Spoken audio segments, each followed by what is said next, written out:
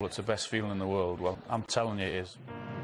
For nearly 20 years, this rugged, inspirational striker was at the very heart of English football.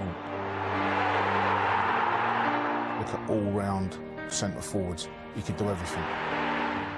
I hated him. Those three words don't come easy from Alan Shearer. The man's a legend. Premier League's all-time top scorer. 260 goals. A Geordie icon with a statue outside St James's Park. But beneath that cool exterior burns a fire of resentment so hot it's lasted decades. Today, we're diving into the 5 footballers Alan Shearer absolutely despises and what these hatreds reveal about the man behind the myth. Before we name names, you need to understand who Alan Shearer is. He's not just a goal scorer, he's a walking constitution of football values, loyalty, toughness, discipline, tradition. When you played for Newcastle United under Shearer's watch, you didn't just represent a club. You represented an entire region's identity. Shearer spent 10 years at Newcastle, 405 appearances, 206 goals. He turned down bigger clubs to stay loyal to his people. That's the baseline. That's the standard. And when you violate that code, you don't just make an enemy, you make a lifelong adversary. These feuds aren't petty squabbles over missed passes or tactical disagreements. They're moral battles. Each represents a fundamental violation of Shearer's unwritten laws. Some broke loyalty, others disrespected the club.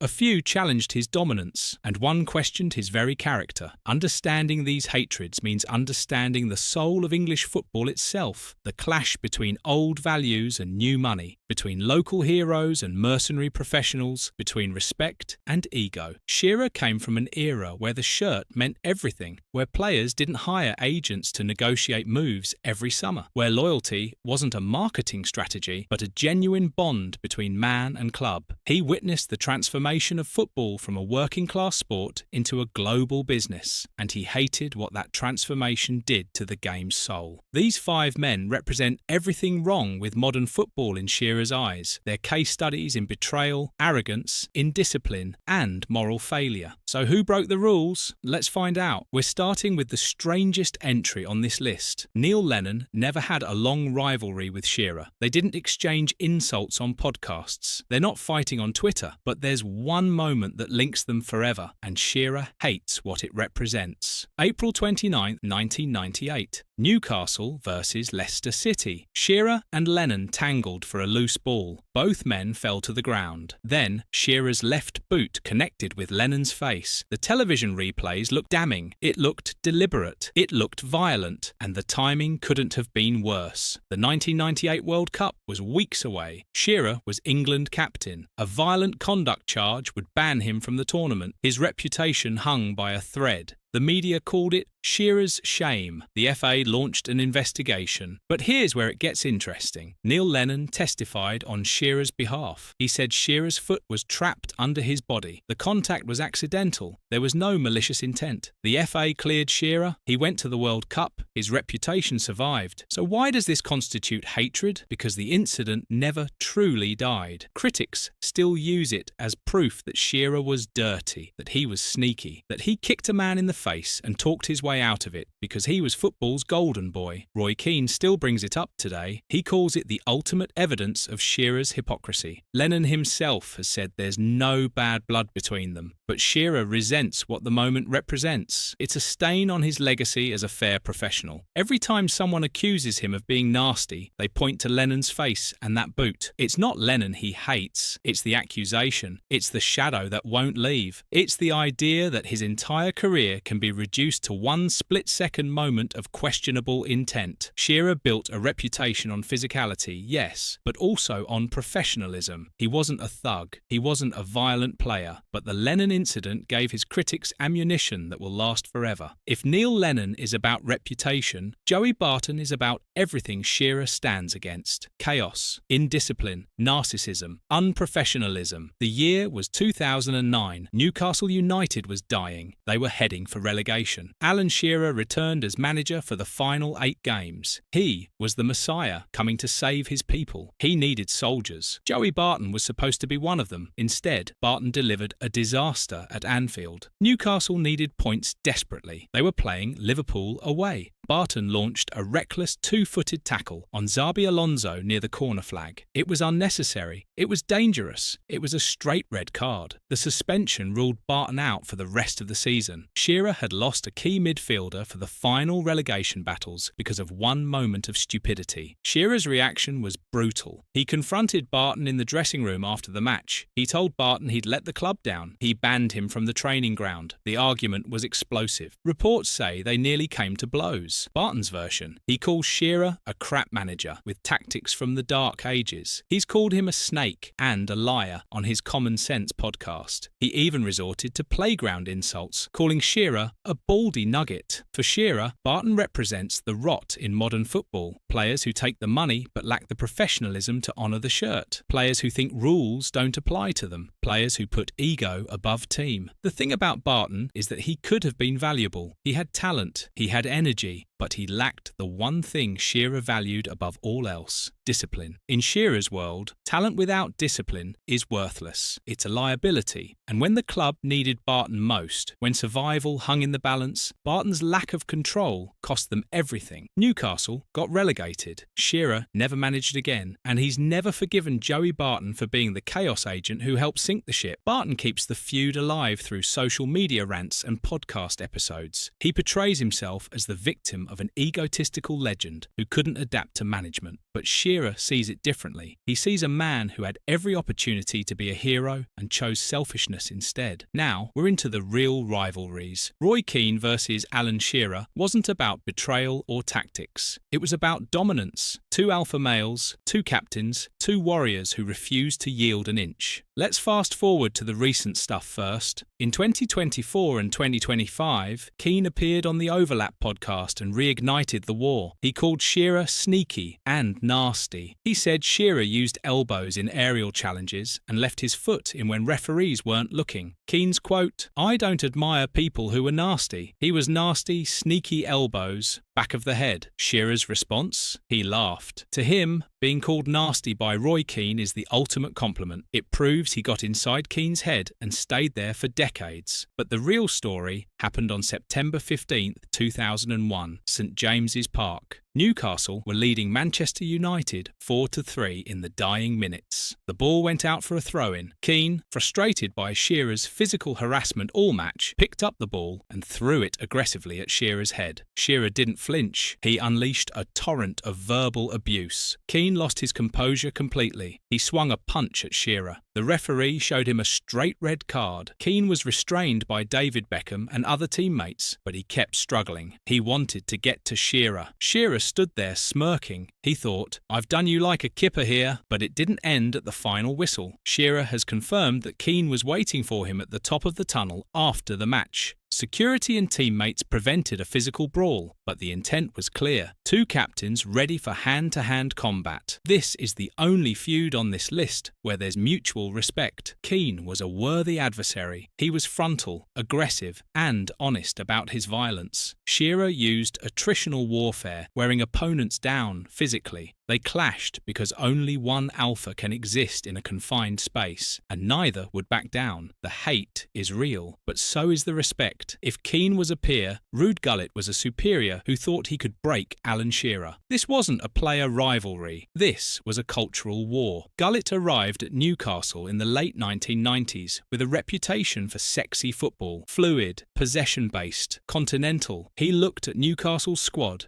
and saw relics. He saw Alan Shearer and Duncan Ferguson as archaic. His mission was to modernise the club. The old guard had to go. Shearer admits the hatred was instant. "We disliked each other from the first minute." Gullit was aloof. He was arrogant. He spent time in the Netherlands instead of immersing himself in the northeast. For Shearer, who thrived under managers like Sir Bobby Robson, Gullit's distant superiority was intolerable. The explosion came on August 25th, 1999. The Tyneware Derby, Newcastle versus Sunderland at St James's Park, the most important fixture in the calendar. and Gullit made a decision that stunned the football world. He dropped Alan Shearer and Duncan Ferguson to the bench. Instead, he started Paul Robinson and Silvio Marit, two lightweight forwards. And here's the kicker. The match was played in torrential rain, a downpour that turned the pitch into a battleground, perfectly suited for Shearer and Ferguson's aerial dominance. Leaving them out was tactical suicide. Newcastle trailed 1-0. The fans chanted for Shearer. Gullit finally brought him on in the 72nd minute. The momentum shifted immediately, but Sunderland caught Newcastle on the break. Final score 2-1 to Sunderland. Then came Gullit's post-match comments, the suicide note. Instead of accepting responsibility, he blamed the substitutes. His quote, "You saw what happened when Shearer and Ferguson went on. That's when the game slipped away from us." This was detachment from reality. Shearer and Ferguson had clearly improved the team. By pinning the loss on the club's two best players, Gullit committed professional suicide. The next morning at the training ground, Shearer and Ferguson confronted Gullit in his office. The meeting was long and tart. The dressing room had revolted. Shearer, emboldened by the fury of the fans and local press, issued an ultimatum to the board. Gullit resigned 3 days later. Shearer had won the power struggle, but the bitterness remains. Shearer views Gullit as a man who put ego above the club, who was willing to sacrifice a derby match just to prove his authority. In Shearer's hierarchy of values, that's an unforgivable sin. This is it, the big one, the feud that refuses to die. Michael Owen versus Alan Shearer isn't just personal, it's toxic, it's visceral, and unlike the others, there's no respect here, only contempt. Let's rewind to spring 2009. Newcastle United was staring into the abyss of relegation. Alan Shearer returned as interim manager for the final 8 games. He was the messiah, the city's hope. Michael Owen was club captain, a former Ballon d'Or winner, the highest paid player in Newcastle's history at $120,000 per week. Shearer's survival plan hinged on Owen's goal-scoring ability, but Owen was entering the final months of his contract. Shearer believed Owen was protecting his fitness to ensure a lucrative free transfer in the summer. Owen played like a passenger. Newcastle got relegated on the final day of the season at Villa Park. For Shearer, this wasn't just professional failure, it was personal betrayal. Owen took the club's money, but refused to fight for its survival. For 10 years, the resentment simmered. Then, in September 2019, Owen released his autobiography, Reboot. He made several explosive claims. He called his transfer to Newcastle a downward step. He said he hated it and couldn't wait to retire. He accused Newcastle fans of being delusional about the size of their club. Shearer's response was calculated and devastating. He posted a video clip of Owen on Twitter with the caption, "Yes, Michael, we thought that also, whilst on 120k a week, the tweet was a precision strike. It stripped away Owen's nuance and reframed everything around money." Newcastle fans felt vindicated. Owen had robbed the club, but Owen fought back. He attacked the foundation of Shearer's legend, his loyalty. Owen tweeted, "Not sure you are as loyal to Newcastle as you make out, mate. I distinctly remember you being inches away from signing for Liverpool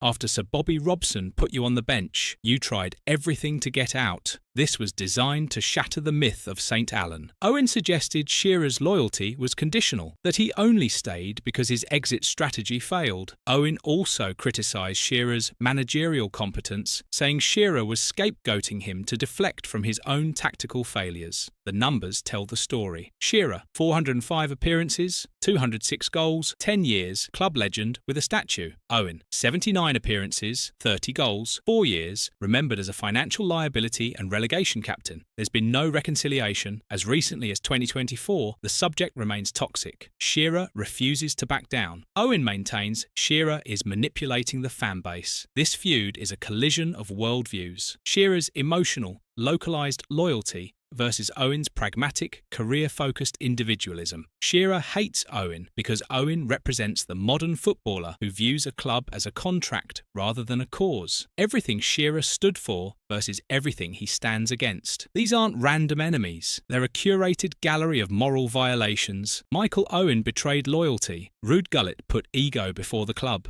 Roy Keane challenged his dominance. Joey Barton brought chaos. Neil Lennon or rather the incident, questioned his honour. Shearer doesn't forgive easily because to him, football isn't business, it's identity. These hatreds expose how much he stood for something in a world where players often stand for nothing. They reveal a man capable of deep loyalty but also profound, lasting resentment. In Alan Shearer's world, you're either with him or against him. And once you're on the list, there's little hope of redemption. Michael Owen and Ruud Gullit learned that the hard way. The feuds have become part of football folklore now. They're discussed on podcasts, debated on social media, and dissected by fans who never saw some of these matches live. But they matter because they reveal something deeper about the game itself, about what happens when old values collide with new realities, about what it means to be loyal in an age of free agency, about how legends are made and how they can be tarnished. Which of these feuds surprised you the most? Let us know in the comments. And if you enjoyed this deep dive into football's most fascinating rivalries, hit that like button and subscribe for more content. Thanks for watching. But then obviously he'd had offers from Saudi, he'd had offers obviously to go back to Barcelona, and the Barcelona one kind of really worried me because obviously it pulls on the heartstrings for him. He never really got to say a proper goodbye at Barcelona, so that was the one that really worried me.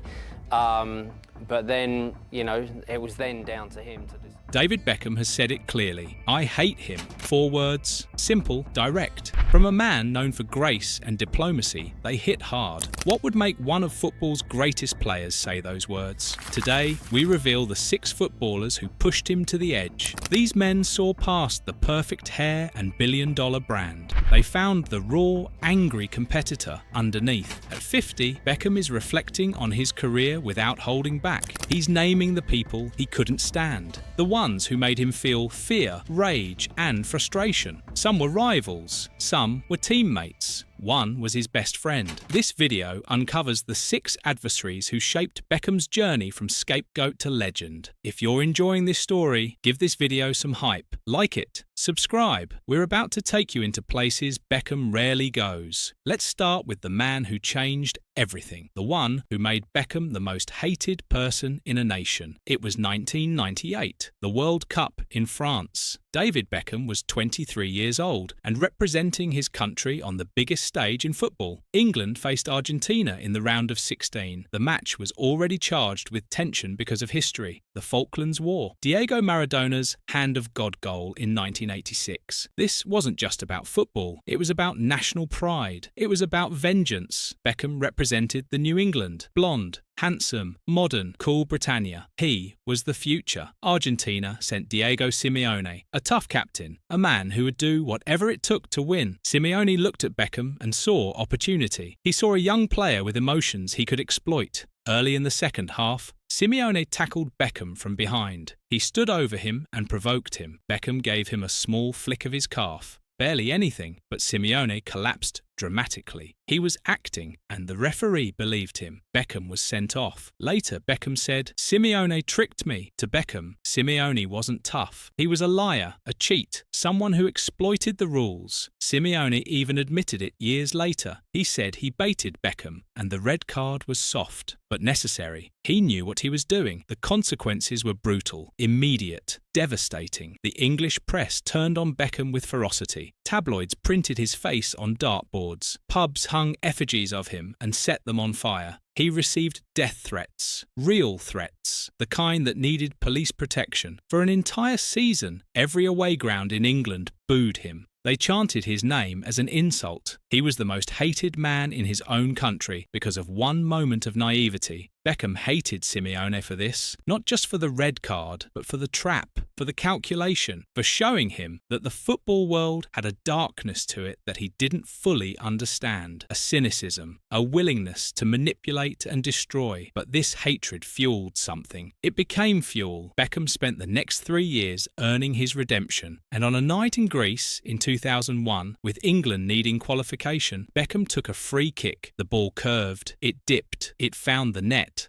That goal was as much about Simeone as it was about Greece. It was Beckham saying, "You tried to destroy me, but I'm still here." The next man on this list is different. He didn't trick Beckham. He terrified him. In 1995, Sir Alex Ferguson sent young Beckham on loan to Preston North End, not as a reward, as a punishment. Ferguson wanted to toughen him up. The academy was too soft. Manchester United's training ground was too protected. Preston played in the lower divisions, where football was still violent, where men still believed you could win through fear. That's where Beckham met Terry Hurlock. Hurlock played for Fulham at that time, but his legend came from Millwall. He was known as Terry Warlock because he played like a man possessed. He had a reputation that terrified experienced players. Young Beckham didn't stand a chance against that. Beckham admitted something rare. He said, "I was terrified." Those words reveal vulnerability because Beckham was already talented, already skilled, but none of that mattered to Hurlock. What mattered was how much pain you could take, how hard you could hit, how little you cared about your own safety or anyone else's. Hurlock had retired from a match after breaking his own leg in a tackle. His own leg. He broke it trying to hurt someone. He didn't care. That's the kind of man Hurlock was, a remnant of an older football era. Beckham couldn't compete with Hurlock on Hurlock's terms, so he didn't try. He explicitly said, "I stayed away from him all game, for obvious reasons." He drifted wide. He dropped deep.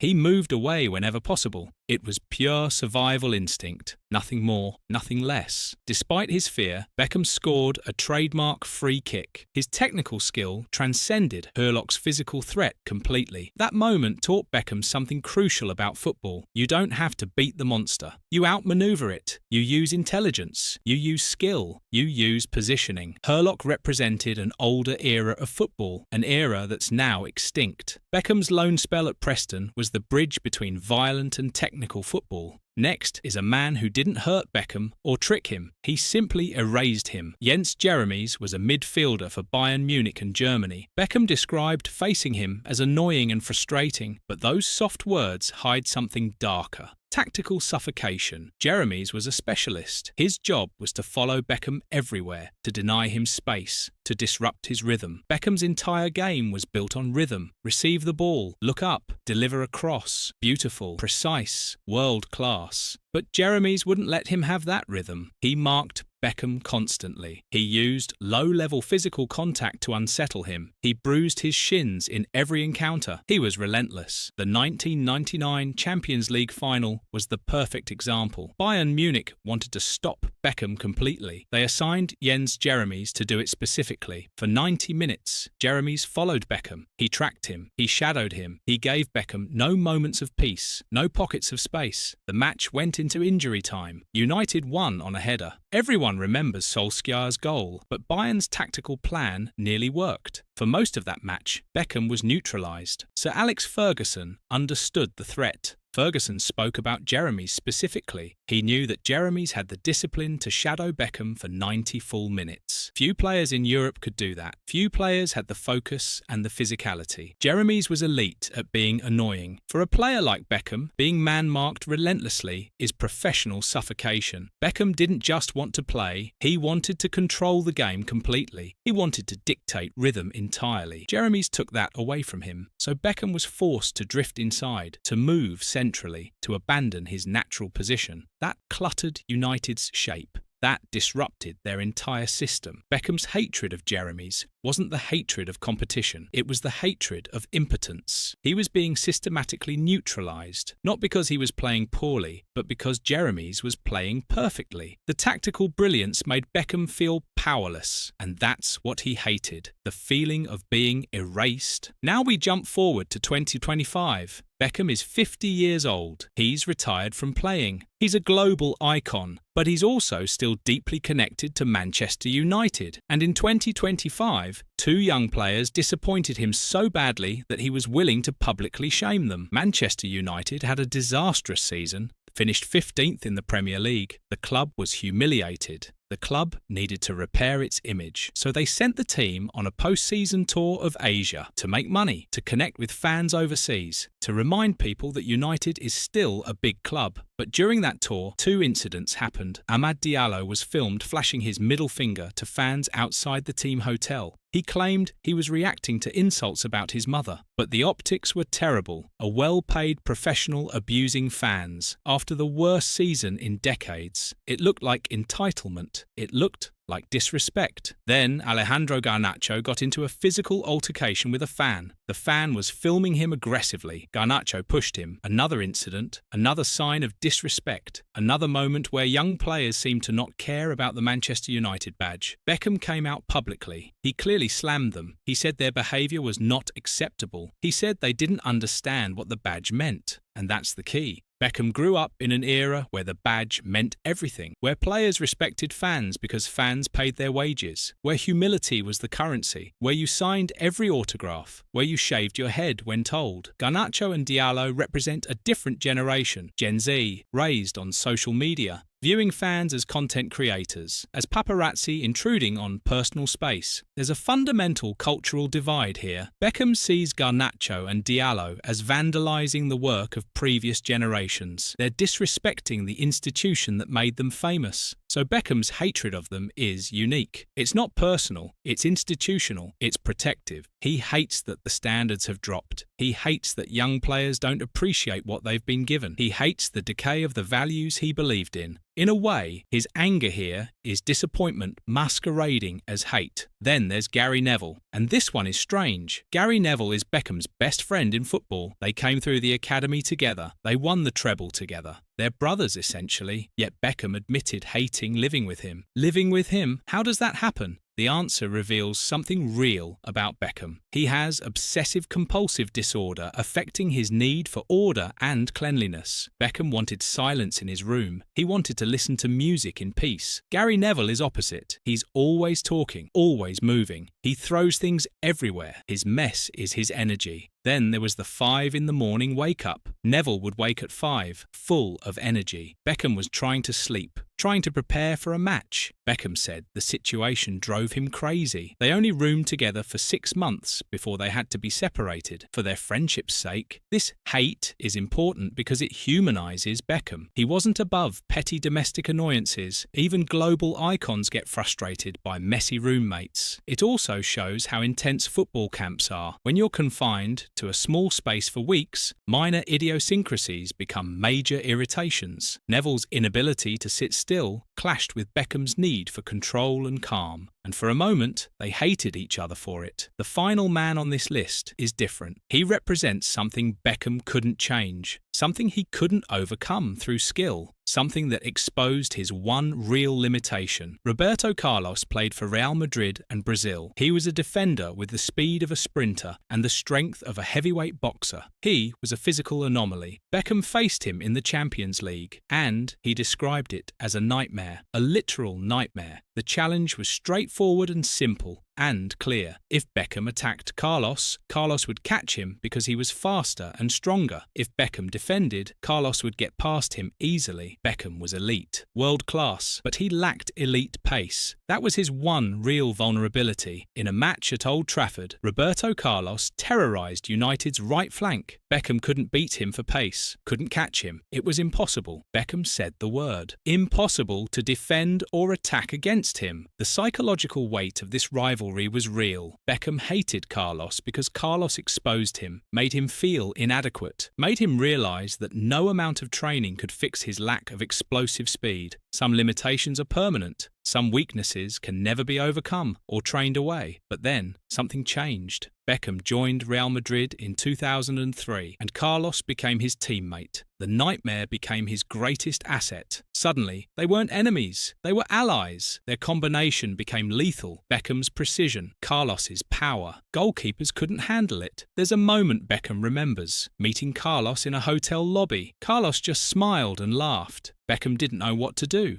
He was intimidated, even then. But that smile meant something. It meant they could be partners instead of rivals. So what does all of this mean? 6 men, 6 relationships. What do they reveal? Simeone tricked him and taught him about injustice and deception. Hurlock terrified him and taught him about survival instinct. Jeremies frustrated him and taught him about impotence. Garnacho and Diallo disappointed him and taught him about institutional decay. Neville irritated him and taught him about control. Carlos exposed him and taught him about limitation itself. All of these hates were functional and purposeful. They all served a distinct purpose. They all made Beckham stronger. They all forced him to evolve and adapt. Simeone's trick led to his greatest redemption moment. Hurlock's violence taught him to use skill. Jeremies' man-marking forced him to adapt his style completely. Garnacho and Diallo made him the guardian of Manchester United's core values. Neville's chaos showed him the cost of his need for control. And Carlos showed him that sometimes your greatest enemy becomes your most powerful ally. Beckham didn't just survive these relationships, he used them. He turned them into fuel. And the man who once was tricked by Simeone and made the most hated person in England, he became one of the most respected athletes in the world. At 50, Beckham is reflecting on his career with clarity. The anger is still there. The competitive fire hasn't completely died. But there's something else too. There's gratitude. Because every man who made him feel hate also made him stronger. Every rival who tried to stop him also pushed him forward. The friction of greatness. That's what built David Beckham. Not the trophies, not the sponsorships, not the perfect image, but the men he had to overcome, the men he had to hate, the men who forced him to become better. And now, at the end of his career, Beckham can see it clearly. Those 6 men weren't obstacles. They were teachers. They weren't enemies. They were mirrors. And by looking at them, by battling them, by sometimes hating them, Beckham discovered who he truly was. A competitor, a survivor, a man who turned pain into purpose. That's the real story. That's the complete story of what his career reveals. Not hate, but real growth. Not enemies, but real evolution. When you do that with footballers, like he said about Leeds, and when you do things like that about a man like Stuart Pearce, I've kept really quiet, but I'll tell you something. He went down in my estimation when he said that. I hate him. I hate him more than I've hated anyone in football. And I'm 74 years old now. I've had a long time to think about this, but there are 5 men I will never forgive. 5 men who didn't just beat me. They broke something sacred about the game I loved. This isn't about losing. I've lost titles, I've lost jobs, but I've never lost my soul to the methods these men used. So today, I'm naming them. It started in 1974. I was 23 years old. I was fast. I was hungry. I believed in something then that I still believe in now, that football should be decided by skill and effort, not by who was willing to kick the hardest. The Charity Shield, Wembley Stadium, August 1974, Liverpool against Leeds United. This was meant to be a celebration, a new season, a ceremonial match. But Billy Bremner had other ideas. Bremner was the Leeds captain. Leeds under Don Revie had built their reputation on something toxic. They played dirty, they played cynical. Bremner was their general. I remember the match started, and immediately it became clear this wasn't going to be fair. It wasn't chaos, it was organised. It was systematic. Johnny Giles, another Leeds player, he caught me early on, clocked me, got booked. But that was just the beginning. Throughout the entire match, Bremner targeted me. He kicked me everywhere. Up the backside, in the shins, anywhere he could reach when the officials weren't watching. And when they were watching, he'd do it anyway. This wasn't football. This was torture. Brian Clough was Leeds manager then.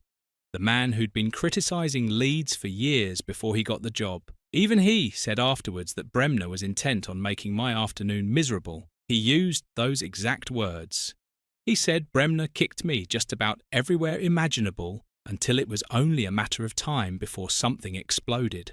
And it did. 60 minutes in, after sustained physical abuse, something inside me snapped. I couldn't take it anymore. We ended up fighting, shirtless, in front of thousands of people, in front of the Queen, actually. The image became iconic.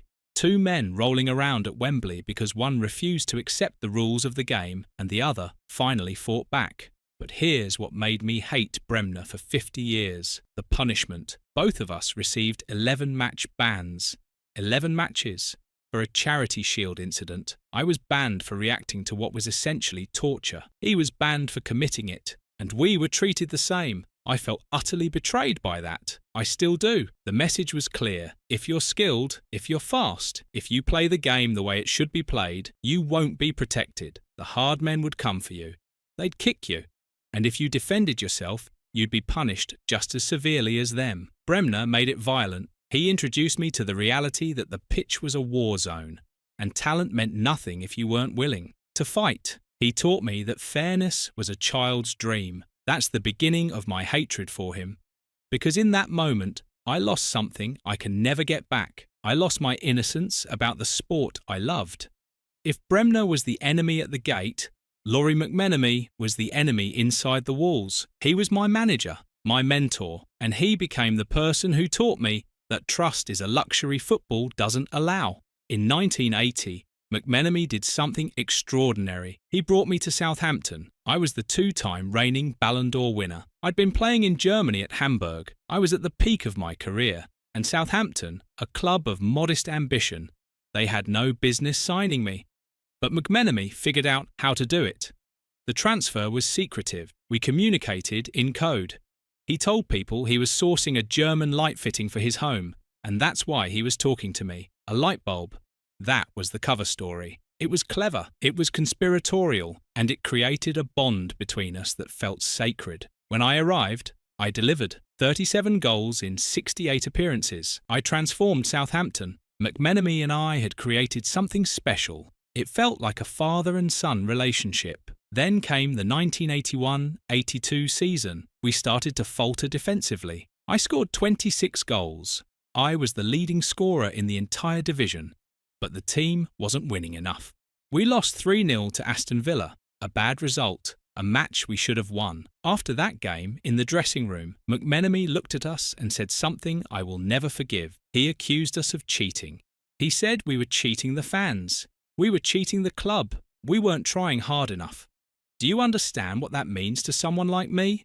My entire life has been built on work rate, on effort, on the idea that you give everything every single day. I came from Scunthorpe United. I worked my way up. I earned everything I achieved through sheer graft. And my own manager, the man I trusted, the man I thought of as a father, he looked me in the eye and called me a cheat. I had never been called a cheat in my life before that moment, not once.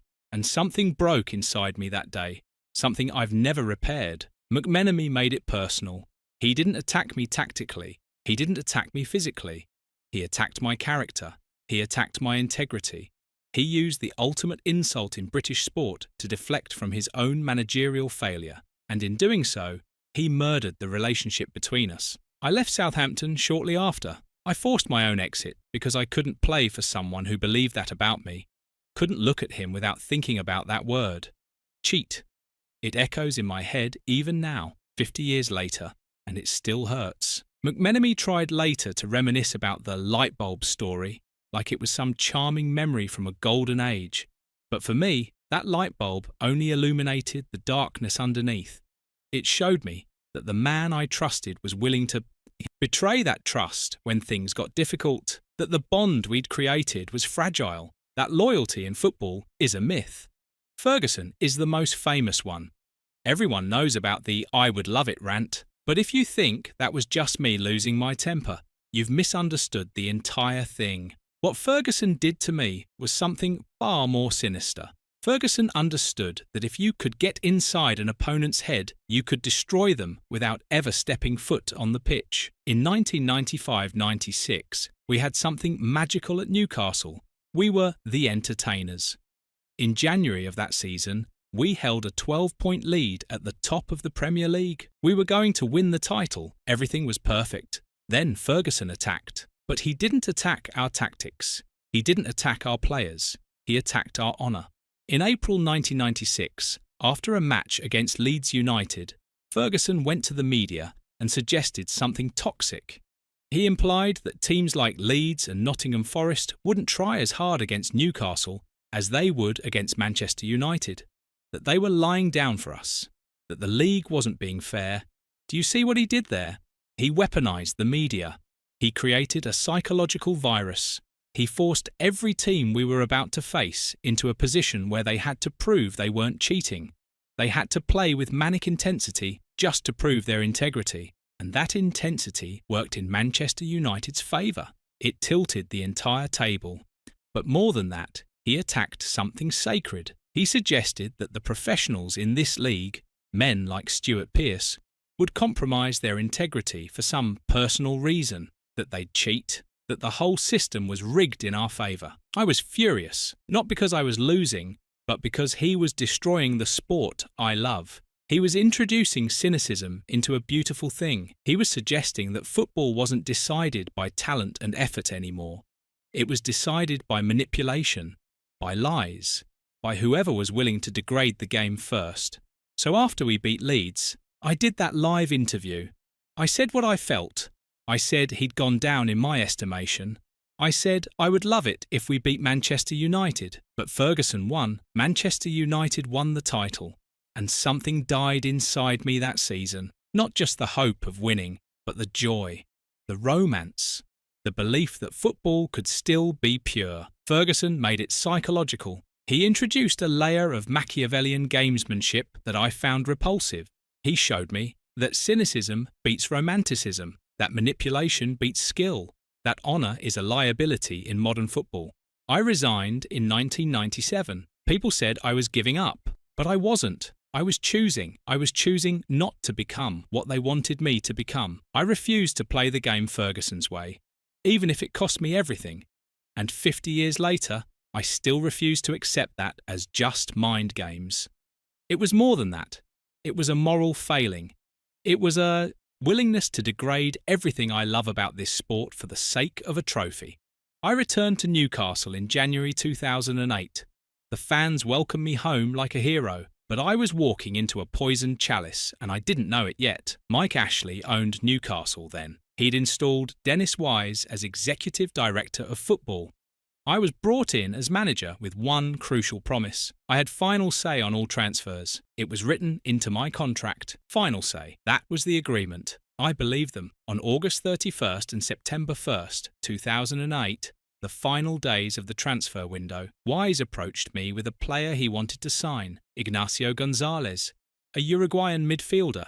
He said we should bring him in. I asked to see him play. Wise admitted he'd never seen him live. He told me to look him up on YouTube. He wanted me to scout a potential Premier League signing by watching grainy YouTube clips. I watched them anyway, and I rejected the player.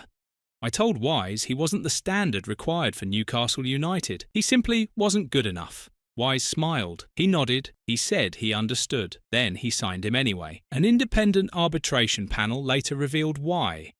It wasn't about football. It was about commerce. The signing was a commercial deal, a favour to two South American agents to secure first option on future players. Gonzalez's footballing ability was irrelevant. He was a pawn, a transaction, a way for Wise and Ashley to profit from player trafficking. The player played 38 minutes in total. That was his Newcastle career, and the club paid nearly £1 million in wages for the privilege. This is what made me hate Dennis Wise. Not the loss of a football match, not a tactical defeat, but the absolute mockery of the manager's role. But Dennis Wise wasn't acting alone.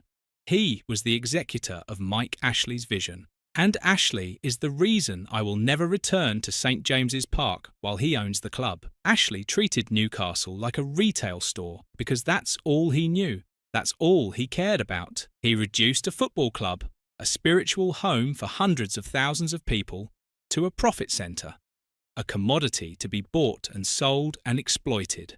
When I resigned on September 4th, 2008, I didn't go quietly. I sued for constructive dismissal. I argued that the club had breached my contract, that they'd violated my final say clause, that they'd lied to me and the public. The tribunal ruled in my favour.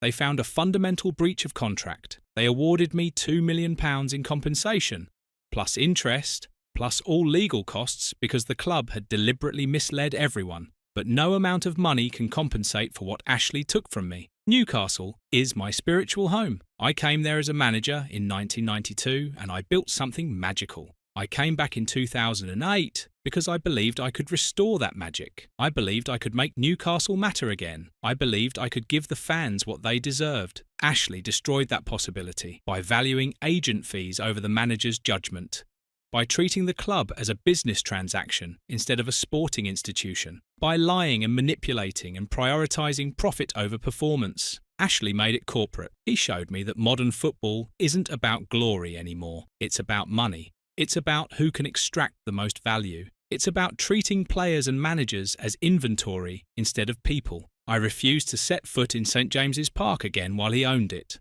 Not once. And I meant that promise. Because every time I think about walking through those gates, I remember what that club meant to me. And I remember what he did to it. I remember that he broke the bond between a manager and his home. That's an unforgivable betrayal. Do you see the pattern? I'm not a man who hates because of defeat. I've been defeated plenty. I've lost titles. I've lost matches. But I've never hated simply because the other team was better. I hate because they violated principles. Bremner attacked fair play. He introduced violence when the game should have been decided by skill. McMenemy attacked loyalty. He used betrayal to deflect from his own failure. Ferguson attacked honesty. He corrupted the sport with psychological manipulation. Wise attacked professionalism. He mocked the manager's role with corporate greed. Ashley attacked identity. He treated a spiritual home like a retail asset. Each one of them didn't just beat me. They broke something sacred about the game I love. They showed me that football, the pure, beautiful game that made me who I am, was being destroyed by people who never loved it the way I do. But here's what matters. I may not have won as many trophies as Ferguson. I may have lost more matches than I won over my entire career, but I never compromised my integrity to achieve those results. I walked away from millions of pounds rather than become like these men. I refused to degrade the sport I love for the sake of victory. That's the only victory that matters to me now. That I kept my soul when these 5 men tried to take it. I'm 74 years old. I've had a long time to think about this, and I've never changed my mind about a single one of them, because the truth outlives them all. Truth is that they broke the code, and the code is everything. In fact, that's what I thought I was going to do. But, you know, there's always an exception to the rule, and I've had quite a few offers and even getting involved in the World Cup. But I just felt, really, that this was very tempting, too good to resist. Terry Venables was a legend. Everyone loved El Tel. He had charm and tactical genius, but behind the smile was ruthlessness. These 6 people made Venables show his worst side. He can't play for shit, he'd say about those who didn't fit his vision. Once out of bounds with Venables, there was no coming back. Let's talk about the men he crushed and why crossing him meant career disaster. If you're enjoying this, hit the hype button. When Venables died in 2023, people asked harder questions. Did genius always come with this human cost? This story starts with number 6. Number 6 is Neil Ruddock, and Venables treated him like a problem. Ruddock played for Venables at Tottenham during the Dream Team era. He was talented, a defender who could stop anyone. The problem was off the pitch. Ruddock loved nightlife and drinking. Venables had zero patience for this. In 1993, Ruddock was desperate to leave for Liverpool. The transfer became a money war. Lawyers got involved. Years later, Venables inserted weight clauses into contracts. Ruddock would take diuretic pills before weigh-ins to trick staff. That's what their relationship became. A manager who couldn't trust his player. A player who couldn't trust his manager. Their story ended with fines and legal bills. Number 5 is Carlton Palmer. Palmer was a Leeds midfielder who embodied Graham Taylor's failed England team. Taylor wanted direct football and physicality. Palmer was the perfect engine room player. Tall, gangly, tireless. He was the face of the turnip era. Under Taylor, essential. Under Venables, obsolete. Venables wanted something different. He wanted midfielders who could receive the ball and turn and pass. He wanted Gascoigne, Redknapp, and Ince. He wanted Dutch football. Palmer didn't fit that picture, so Venables quietly removed him. Palmer said he was a square peg in a round hole. Venables wasn't rejecting his tactics. He was rejecting what Palmer represented. The old era had to be erased. What made this cruel was that Venables never seemed cruel. Palmer just never played again. His international career ended because Venables didn't like his style. England midfield that beat the Netherlands in 1996 was built on technical skill. By discarding Palmer, Venables was firing an entire philosophy. Number 4 is Steve Bruce. His story is about erasure so complete it became legendary. Bruce was Manchester United captain during their dominance. He was a colossus. Alongside Pallister, he formed the bedrock of defences that won consecutive Premier League titles and the double. He was brave. He was a leader. Scored goals from set pieces. One of England's best players.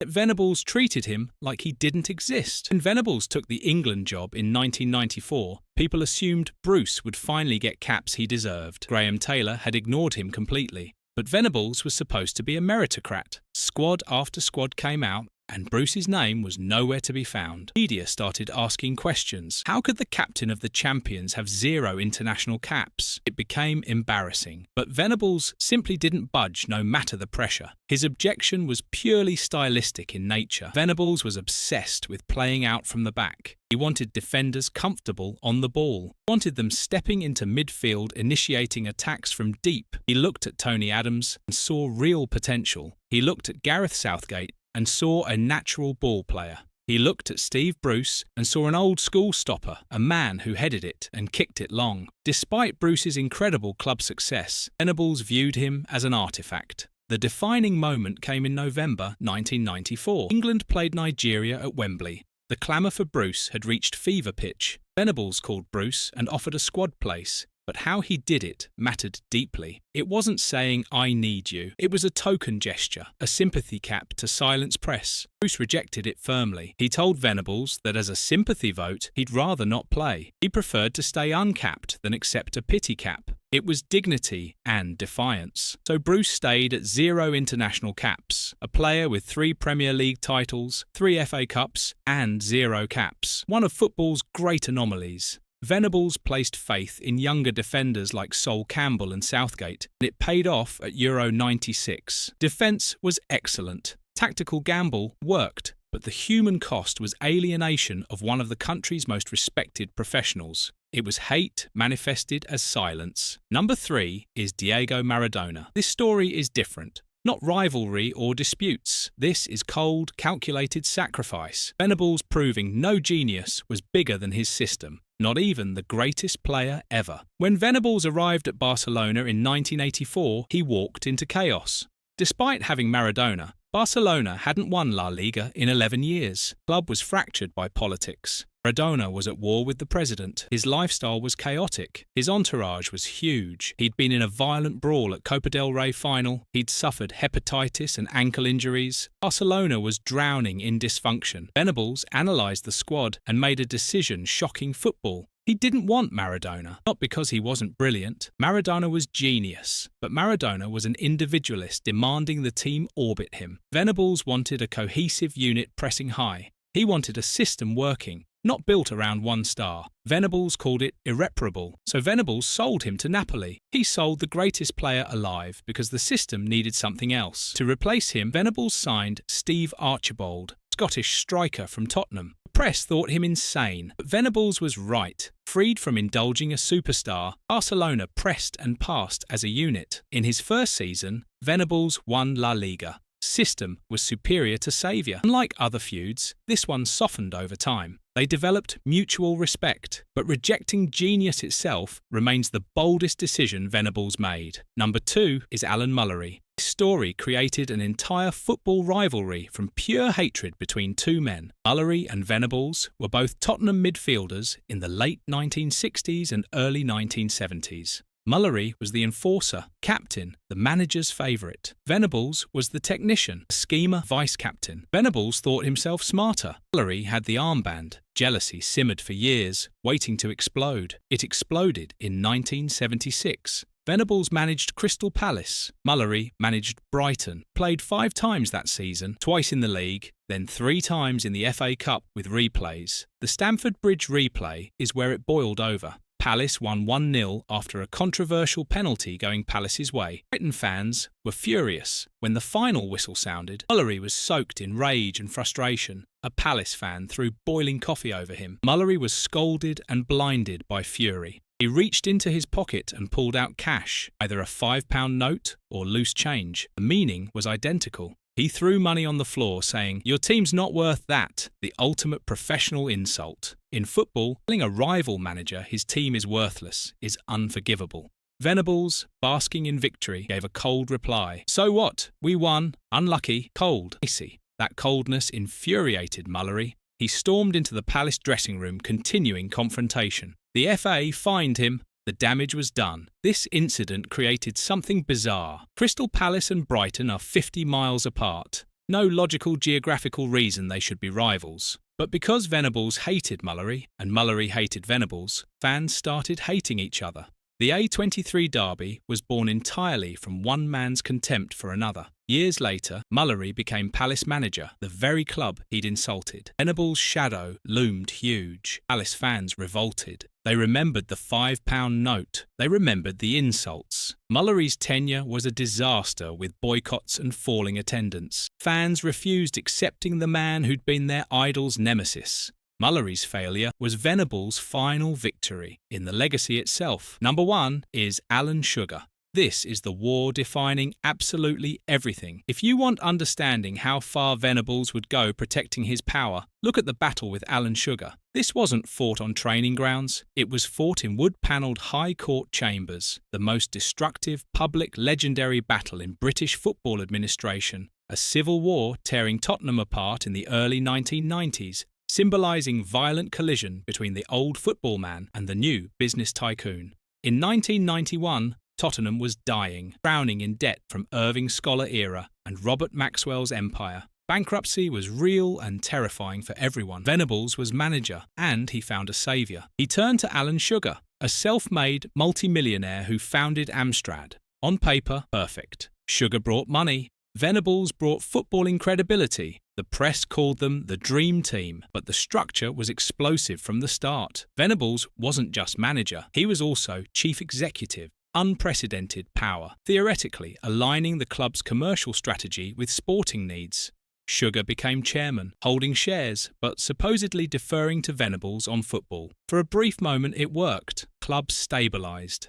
Team stayed competitive. Then everything fell apart. Sugar was a micromanager obsessed with control. Venables operated in grey areas of football business, a world of cash and handshakes and favours. Sugar demanded transparency and receipts and corporate structure. Venables thought football couldn't be run like a spreadsheet. Sugar grew suspicious of Venables' transfer dealings and outside business interests, specifically Eden Note. Tension built through 1992 to 93 like a pressure cooker. In May 1993, it exploded. Sugar moved to sack Venables for alleged mismanagement. Firing a manager is normal. Firing a chief executive, who is also a club icon, is war declaration. Venables refused accepting it. He mobilised the fan base, and they sided completely. To supporters, Venables was the man who'd won the cup and saved the club. Sugar was just an accountant. Protests erupted outside White Hart Lane. Fans burned Sugar effigies and demanded his removal. It was tribal and ugly. Real damage came in June 1993 at the Old Bailey. During court testimony, Sugar made an allegation changing English football forever. Ed Venables told him that Teddy Sheringham's transfer from Nottingham Forest would proceed more smoothly if a bung, an illicit cash payment, was paid to Nottingham Forest manager Brian Clough. Sugar testified,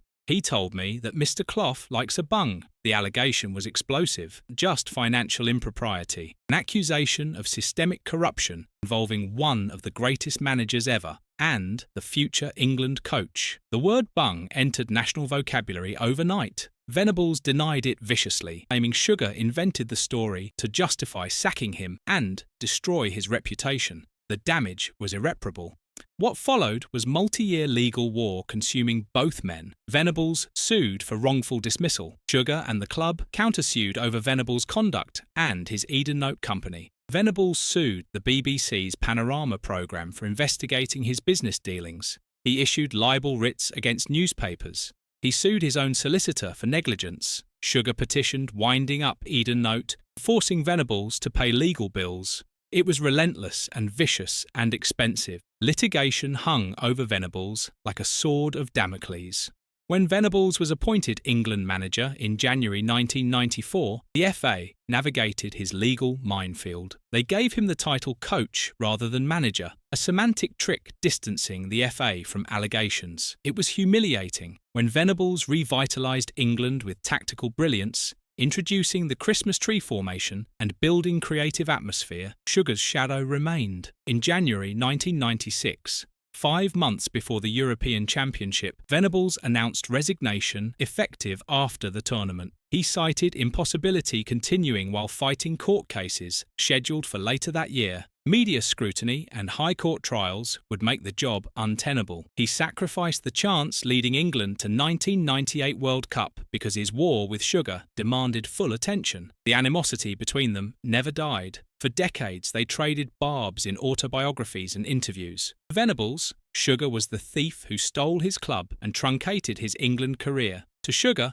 Venables was a charlatan who duped him. Feud became football hatred's gold standard, a war where personal, professional, and financial interests were inextricably and destructively linked. So here's what all 6 stories tell you about Terry Venables, how he truly operated as a manager. He demanded total control in everything he did. He demanded tactical modernisation at every club. He demanded absolute loyalty from everyone around him. When people or players or business partners stood in his way, he went to war. He fought Sugar for power and control. He fought Mullery for ego, sacrificed Maradona to build his system. He ignored Bruce for matters of style. He purged Palmer to bury the past. He battled Ruddock for discipline. His hate was never petty. It was purposeful and calculated. Cold steel behind Eltel's cheeky smile. Despite all this, despite the ruins of relationships and the careers damaged in the process, Venables actually changed English football fundamentally. He dragged it from dark ages into light. He introduced tactical sophistication nobody had ever seen. He created systems that worked brilliantly. He won at Barcelona. He nearly won the European Championship. His innovation mattered.